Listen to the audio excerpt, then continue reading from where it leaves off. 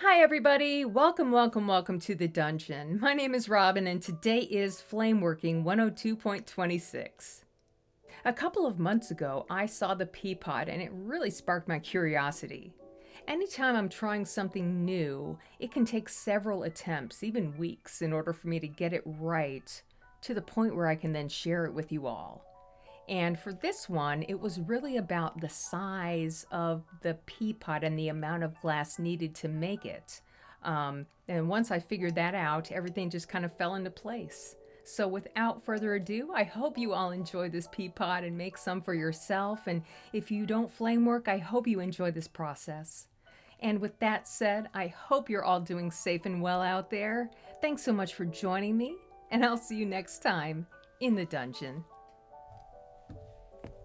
All right, I'm going to start this out by making the hook part for the pea pod. And if if you're good at making hooks right off of the piece, then, you can make it however you want. But if you've seen my videos, you know I have a hard time with that. So I'm going to start out by making my hook right off of the mandrel. So I'll add a couple of wraps of this dark grass green. And if you want to make it opaque, then that's fine. You can make it any color you want, really. But I think starting out with it being transparent was really helpful for me to see what was going on the inside as well. So before I put this away, I want to kind of pull off a little taper. And this is the area that I will attach to my pea pod. And I just like the way it it connects this way. I just like the way it looks. So I'm going to put that in my oven and let it sit there, running at about 1,000 degrees so it won't crack when I pull it out to use it later on. And now starting this pea pod, I do want to make sure that I have a nice clean rod to start out with. So I'll just take off that end there that might be bubbly. And then I'll start to just gather a lot of glass here. And depending on the size of your pea pod, you will gather accordingly. And I realize that I tend to work on the large side. And it's hard for me to make very tiny, pieces. So I'm just going to get a really nice large gather here. And it did take me several attempts to figure out the amount of glass that I needed, but this is about a quarter, maybe a half an inch round. And once I have this rounded out, I'm just going to take it down to my marvering pad here and flatten it really nice and big. Nice wide, big round disc. And I'll do this one more time, just heating it up. And the second time that I do it, when I press down with my knife, I do kind of pull on the on my glass rod to kind of give it a slight taper. All right, so now to form the pea pod, what I like to do is punchy up one end and then just heat the center back and forth on both sides. And then come out, and as you pull and tug on it, the center kind of stays taut, but the sides will kind of fall a little bit, giving you a nice wide scoop. It looks like a leaf. And then I will go ahead and take off my punty. And this is the perfect shape to go ahead and add my peas to.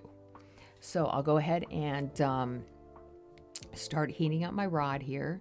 And I'm just looking for a nice small dot. And before I actually add it, I'll let it cool down a little bit. And that just gives me, I feel more in control when the glass is slightly cooler than, super duper hot. And then I'll just go ahead and heat the top of that pea and round it out real quick. And then go ahead and start forming my second pea.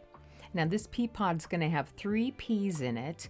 However, depending on how close they are together to each other, or how long your pea pod is, or how small your peas are, you will add as many as you like. Okay, so I'm going to go ahead and heat up my third pea and add it. Again, letting that glass cool down a little bit before I apply it. Okay, and then I'll just heat that up a little bit. You know, I want you to know that the whole time I'm working on this, I am not heating or flashing the rod at all. I'm just heating up the pod itself, just keeping it warm in the flame. Okay, so once we have those peas on there, I'm going to re-punty the very bottom and start to fold the pod around the peas. So I'm going to start out by really heating up the back side. I don't want to mess up the peas at all. So that means I'll heat the back side of one side. And right before I'm ready to fold it, I'll heat the front side. And then I'll come down to my marving pad and fold it over. Then do a little bit more on that bottom side. And then I noticed my torch head was a perfect curve to start to, pull those sides together. Now let me do the other side here, heating the back side and then the front side, and then coming down to roll it. And it did get a little out of shape, but I wasn't too worried about it because, you can easily get this back on center. So I'm going to just center that up a little bit on the bottom. Now the top, I'm going to go ahead and start to use my torch head to kind of push that glass together until it touches at the very top. So we will seal together the pod right there. I love the way that this worked out for me. I hope that if you try these, your torch head might help you to kind of pull the top and bottom together like I'm doing here. All right, so once we have those two together, I want to give the peas a little bit of act like they're bulging out of this pod. So I will go ahead and press in between the peas right on my torch head to kind of give it a more natural look.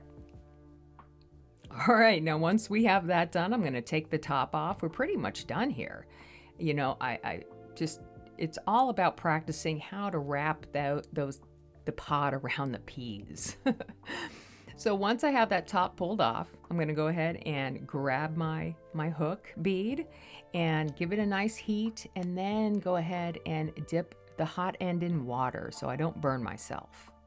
And then I'll just heat both sides, more so the top half than the pea pod half, and then I'll go ahead and attach them. And I like to attach it this way because it kind of looks like it's going over the pod. I like the attachment. Okay, so now that we're done, we're just going to kind of make sure everything is nice and stable, and then start to heat the bottom part off.